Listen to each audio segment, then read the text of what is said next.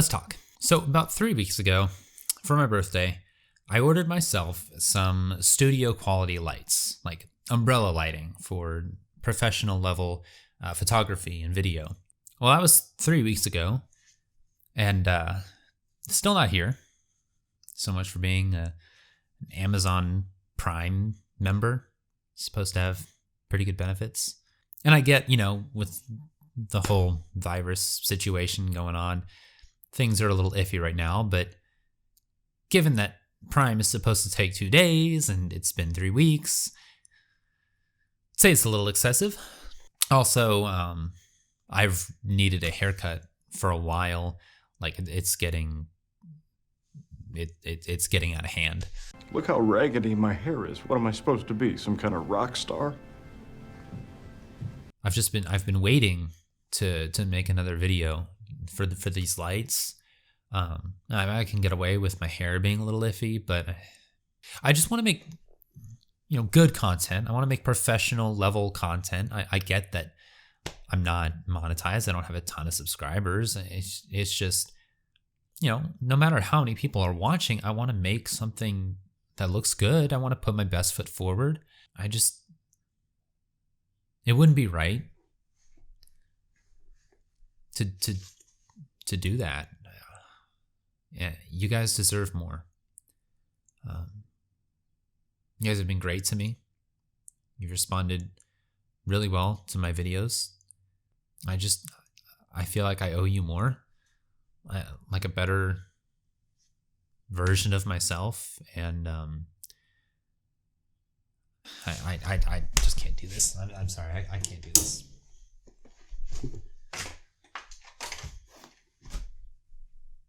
Dang it, Bezos!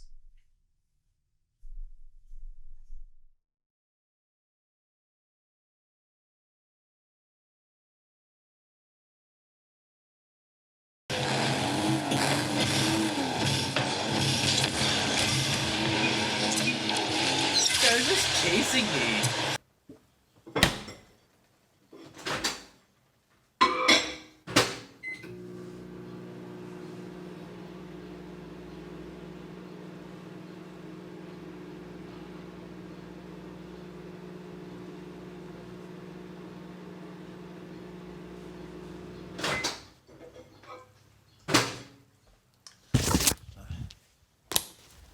Interior crocodile alligator. Traffic Chevrolet movie theater.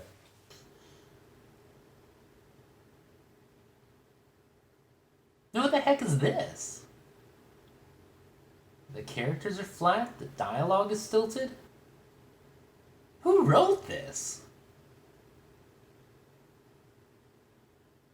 Oh yeah, that was me. But it's just the price I pay. Destiny is calling me. Open up my eager eyes. 'Cause I'm Mr. Brightside. 30 years from now, 40 years from now, what's it look like? If it's with that guy, go. Go! I lost you once. Go. I think I could do it again. Don't go. You thought it's what you really wanted. But don't you take the easy way out. What easy way? There is no easy way. No matter what I do, somebody gets hurt. Would you stop thinking about what everyone wants? It's not that simple. What do you want? God damn it. What do you want? I have to go. No.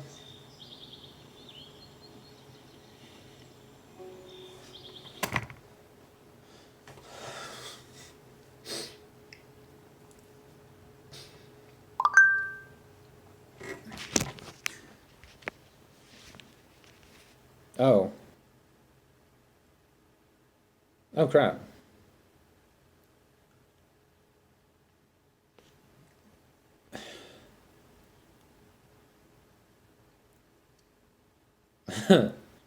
Whoops.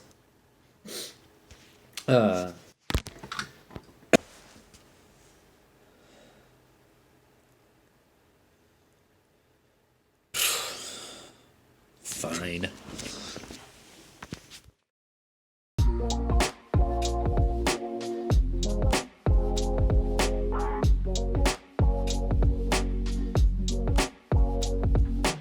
Hello everyone, welcome back. Thank you for sitting through my silly little intro that I just did for no reason. Fun, maybe. Definitely wasn't informative, probably not even entertaining, but I had fun with it, so. Anyway, today I'm going to be talking about short stories. So I wasn't even planning on doing a video on short stories anytime soon, but my silly self decided to say something about it not too long ago when I talked about being creative and writing for the first time, about how if you've never written anything before, it's probably best to start with a short story instead of jumping into a novel. My advice stands. It's easy to get burnt out on a novel if you've never written anything before. And if you haven't seen it, be sure to go back and check the video out I did not too long ago about how to stay creative in these crazy times. I think if my analytics are right, a large portion of you haven't seen that yet, so be sure to check that out. But someone pointed out to me that they don't know how to write a short story.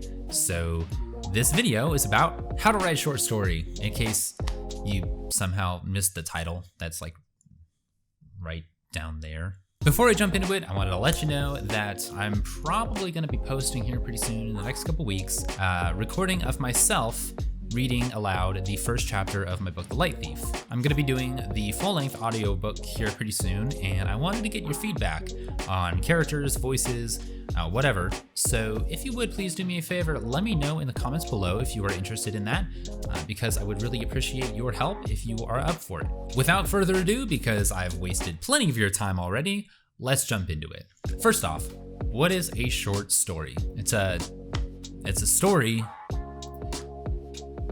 that's not long. It's important to define what a short story is because a lot of people have misconceptions about it. First, let's define the length. A lot of people have tried to do this and they've tried to set hard limits. They'll go as so far as to say, no short story should be above 5,000 words in a very authoritative way. And really, there is no set in stone number as to what a short story is. Anyone who tells you otherwise is, I guess, trying to sound like the subject matter expert or something. I don't know. But really, a short story generally agreed upon is between 1 and 10,000 words. And 10,000 is like, I would say, the max. Again, there is no defined number, but most people that you'll talk to, almost all of them, will say that anything above 10,000 words is no longer a short story. Anything under 1,000 really could be considered flash fiction. But generally, short stories, I would say, on average, are between 1 and 6,000 words. 4,000 is a really good sweet spot. 6,000 is pretty good. 7,500, it's pushing it a little bit, and then 10,000 is, you're almost into novella territory right there, or really novelette. But either way, 1 to 10,000, let's just say, okay? Next thing you gotta know is that a short story is not a shorter version of a novel. A novel is a different kind of story. It's not just a different length, it is a different kind of story. Don't think that you can take a novel, make it shorter, and make it an effective short story. A short story is a snapshot, a glimpse into one moment of a character's life. A very intimate experience where you as the author get to relate the character to the reader in a very close-up and personal way. I love what Stephen King said when he said that a short story is like a quick kiss in the dark from a stranger. That kisses can be sweet, and their very brevity forms their own attraction. Aw, Stephen. It is, generally speaking, a character-focused story set in one point of time, exploring a very focused theme or emotion or idea that starts quickly and ends quickly. I'd say those are some pretty basic guidelines as to what a short story is. So next up, why should you write a short story? Well, aside from the reason already mentioned, that it's a good way to get into writing, short stories are a great way to practice, just to keep the writing muscle fresh. Or if you're in between novels and you're not sure what book you want to write next, writing short stories is a great way to go. I went through a period of time where I wrote nothing but short stories. You could also write a short story just to practice a new genre, try out an idea. I mean, if you've never written a romance story before, a short story could be a great way to just try it out. That said, a really terrible reason to write a short story is to try out a potential novel idea. That is an awful reason to write a short story, and I see it cited a lot as a good reason. It's not, for reasons stated earlier. A short story is not a short novel. they're completely different kinds of stories. If you have an idea for a novel, trying to condense it down into a short story will only muddy your idea of what that novel should be. It will only serve to confuse you. Your story will change, it will become something entirely different, and if you ever try to turn that back into a novel, you're just gonna have to end up changing the story again. And if you don't, you're gonna be writing 60,000 words of nonsense that nobody will want to read because they'll know this story could be a whole lot shorter. And if you don't translate it correctly into a short story from a novel, it's just gonna be this linear, static progression of events that just doesn't have the same impact as a short story should, and therefore not be a good short story. Now, what you could do is have a certain novel idea and then write a short story to test out the world, to see if you like the setting, the time period, even the characters. You can write a short story about one of the characters, about his past, about his perspective on part of the story, while making sure that it is a short story. That's how you do that properly. Just don't try to make a novel a short story, just don't. So next we're going to talk about the elements of the short story. We're going to talk about the character, we're going to talk about the plot, we're going to talk about the process and the structure, and then I'm going to finish up, wrapping up with some quick tips, some dirty little secrets that will help you to make your short story the best it can be.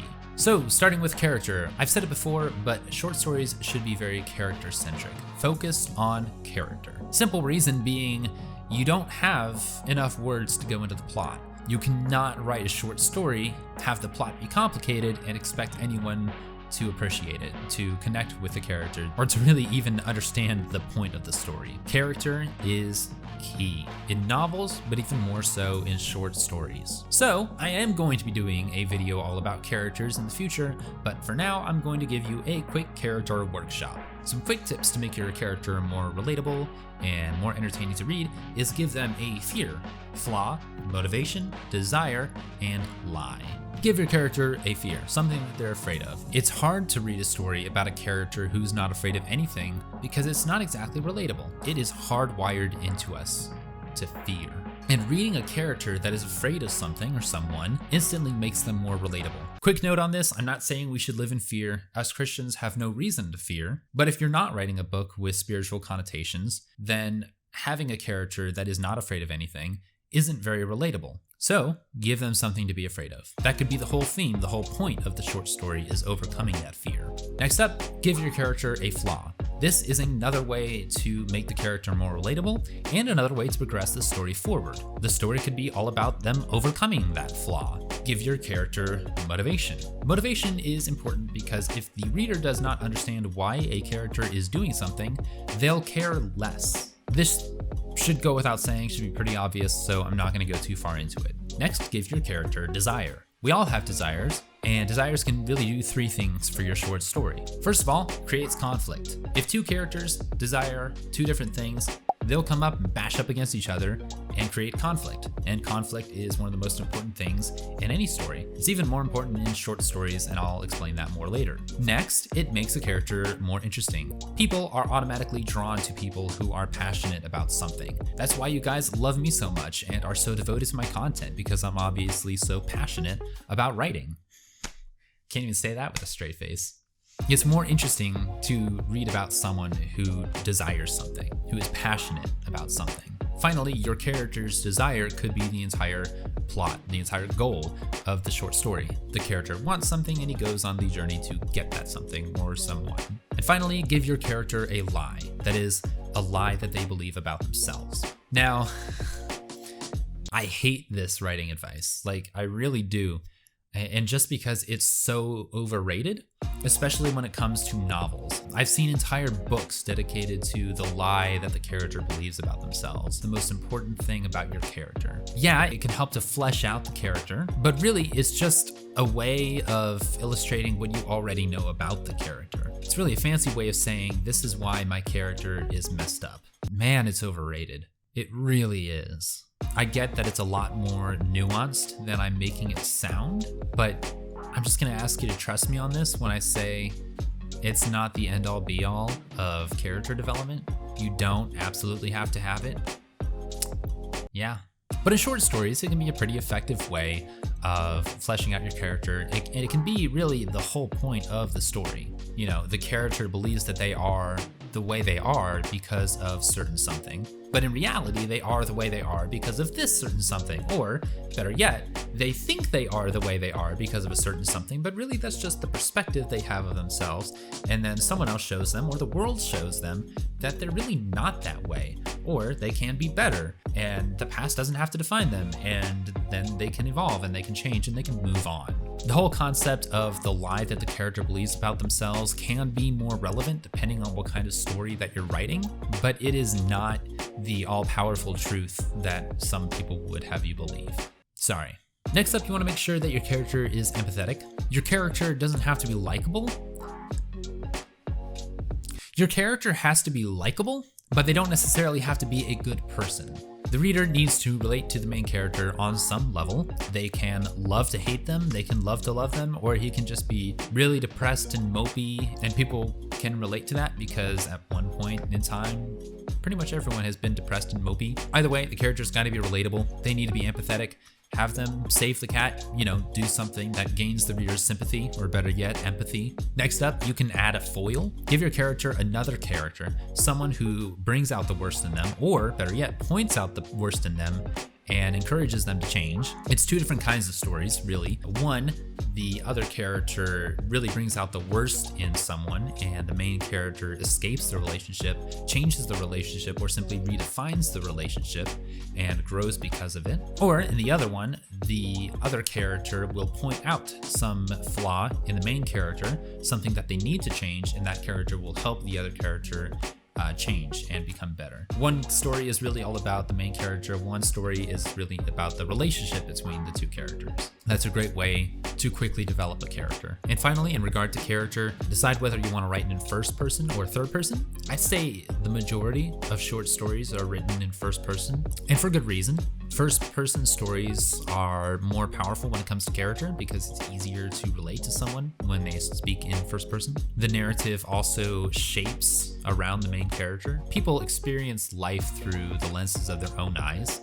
And when you write a story in first person, you're really experiencing the world through the eyes of the main character. You're experiencing it firsthand, and you're given the opportunity to develop the same emotions, see the same things, develop the same logic, really just share the perspective with the main character. And in a short story where you only have a certain amount of time to connect with the main character, first person is usually the way to go. Next up, we're going to talk about the story. We're going to talk about the structure of it all and the process. So first of all, I've said it multiple times on my channel that if you write by the seat of your pants, you should try outlining because it helps you to really come at it with a plan of attack, a strategy to write your story in the best way possible and not get sidetracked. Well, when writing a short story, I recommend not outlining. Why? Because if your story is complicated enough that you need an outline, you're doing it wrong. I've said it before, but it's been said that all stories should be about complex characters and simple plot, not simple characters and complex plot. And that's never more true than in short stories. You do not have 4,000 words to go into a very intricate plot. You need to put in all of your effort into the character. Your story needs to be incredibly easy to understand, incredibly easy to sum up in less than a sentence. If you have to outline, you are doing it wrong. And when you choose not to outline, you're giving yourself a little bit more freedom to explore the character, which again is more important. So come with a basic idea, at the very most come with a 3-point structure, beginning, middle, end, and just write.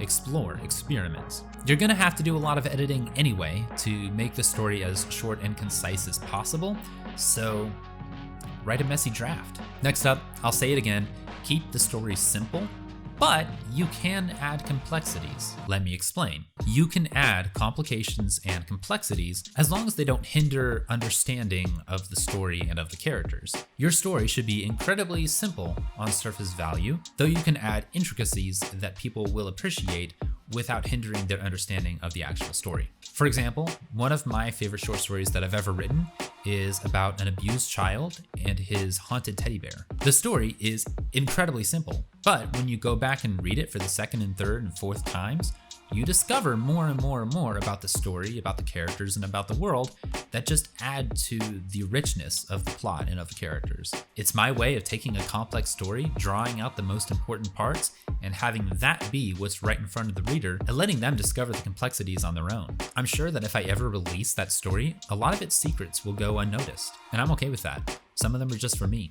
Next up, it's important that you keep building the tension and the conflict of your story. With each scene, you need to ramp up the tension, ramp up the conflict until it all comes to a head at the very end. For two reasons. One, time. You do not have time in a 4,000, 6,000 word story to resolve conflict in the middle. Every word is valuable. It'll make for a more powerful story anyway. Secondly, you gotta keep the reader reading. The reader knows that they're reading a short story, so they'll give you just a little bit more slack, I'll give you that.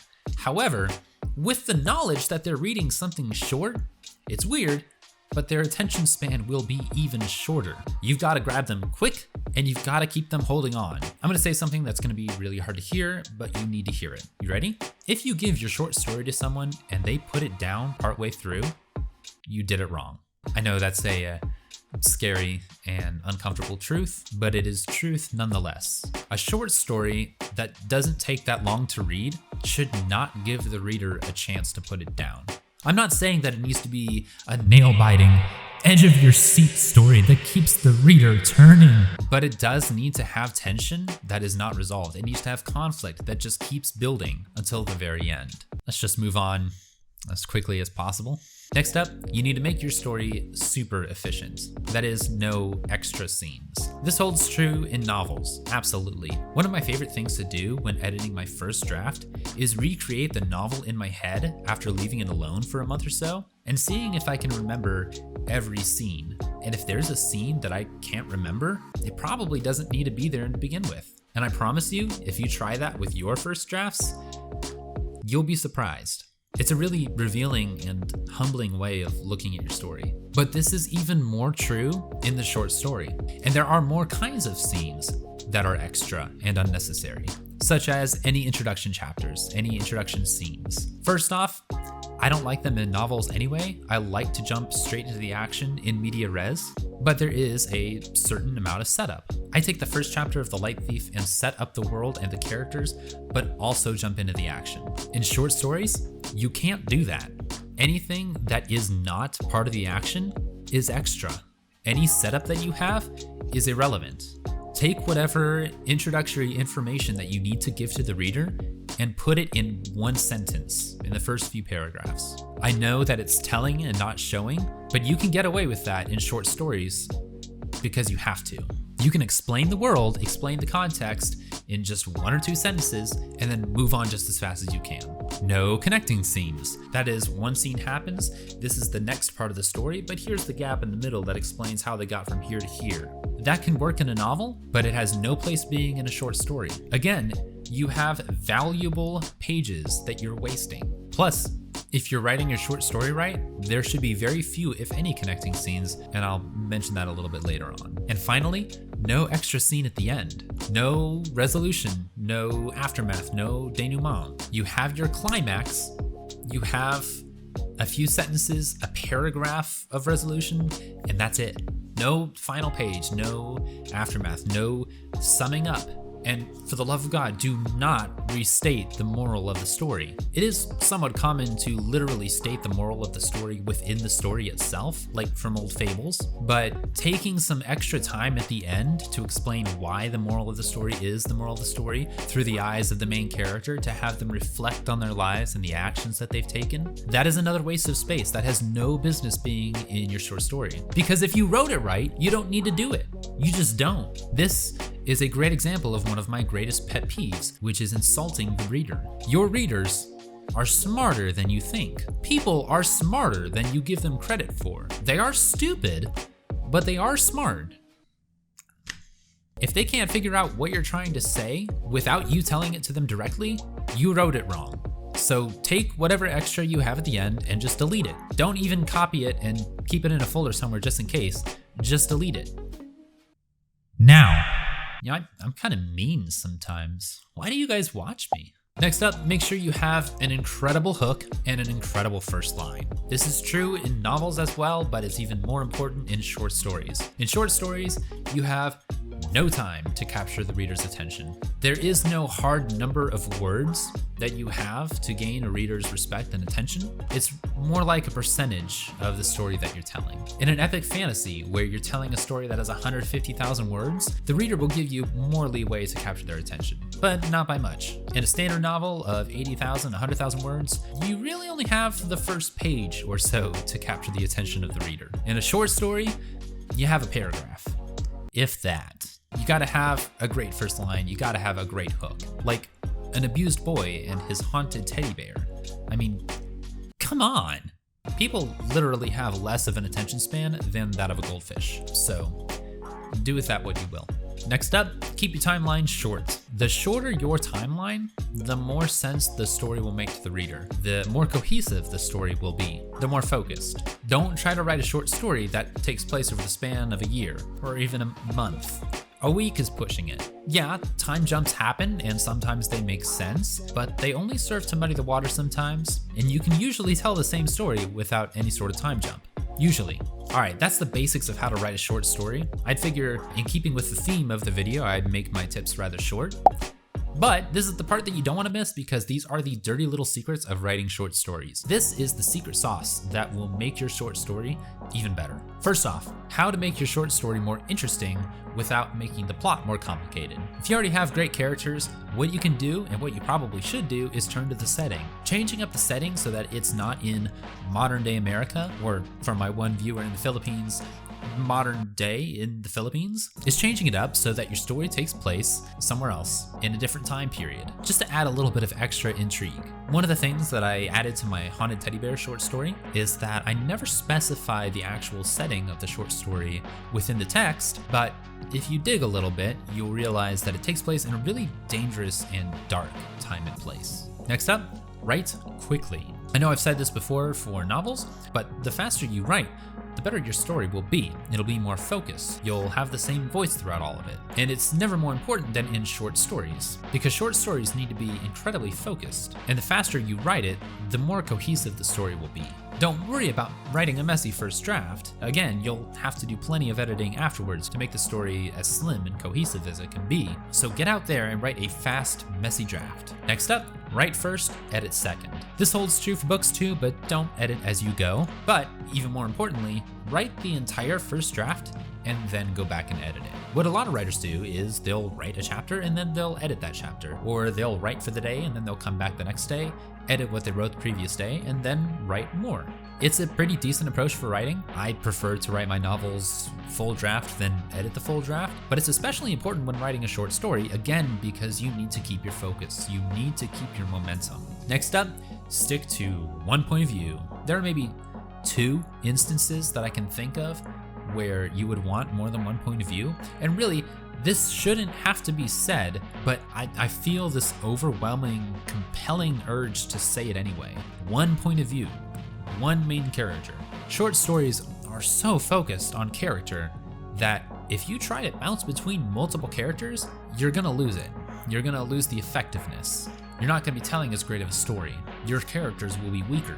If you don't believe me, then try it. Try writing a short story with multiple main characters and just show it to someone. You can get feedback from someone you trust to tell you something you actually need to hear instead of want to hear, and I'll see you back here next week.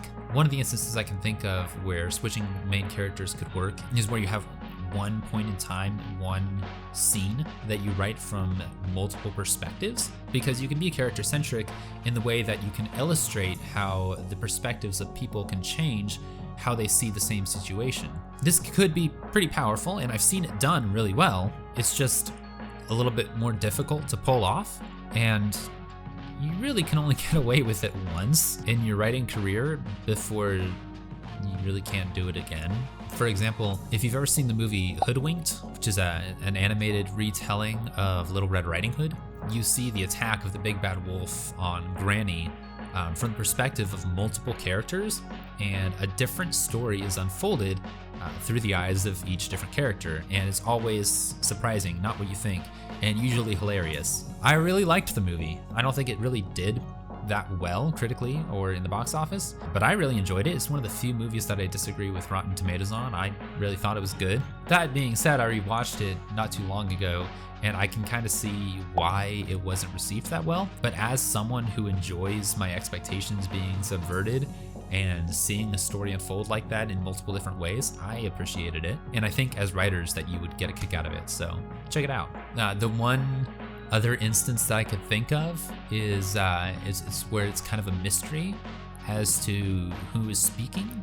Now, I'm gonna tell on myself. I'm just bringing this up because that haunted teddy bear short story that I keep mentioning, I didn't follow this rule. I do head hop, and it's all in first person, and it's all in the present tense. And I don't know if I would write it the same way now as I did those years ago. In that case, I think it kind of worked because it involved, a haunted teddy bear, the identity of which is mysterious. It involved a death where you can't exactly carry on a static point of view. It's hard to explain, but I don't know if I would rewrite it the same way. I know I'm the one who wrote it, but I'd like to think that it worked. I've gotten really good feedback. Mariah, if you're watching this, let me know in the comments if you thought it worked, because she's one of the few people that I've shown this short story to. As far as I know, she enjoyed it, so maybe there are more exceptions to this rule than I'm considering, or maybe I'm just giving myself too much credit. I would say, as a rule though, that more than one point of view in a short story is generally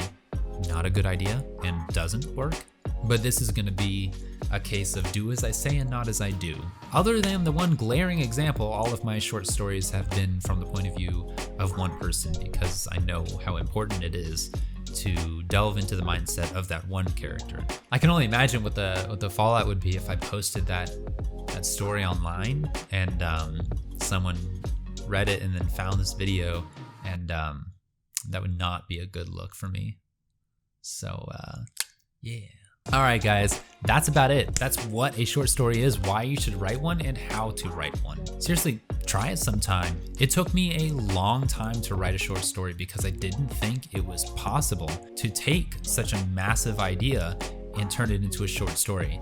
And I was right, for the reason I mentioned earlier. You can't take a novel and turn it into a short story. I was just always thinking of bigger ideas, novel-sized ideas. I just had to reframe my thinking, think about what a short story actually is, and then try that. And it worked. So let me know what you thought. I'm sorry again for making you sit through a couple minutes of nonsense at the beginning of this video. Thank you for sticking through to the end. I can only imagine my average watch time on this video is going to be dismal, because people will get here at the beginning and wonder what the heck I'm doing and then just close it out, or they'll think it's actually over and then close it out, not seeing the watch time being 8+ minutes, 10+ minutes, 12+ minutes. Thank you again for joining me. Hopefully the next time I see you, I'll have better light and better haircut. And maybe the next video I'll do is my narration of my first chapter anyway. So be sure to hit the like button, the comment button, the subscribe button, the bell button. If you see a button down there, you should probably hit it. It's probably good. I am so looking forward to seeing you all again. But in the meantime, get some writing done.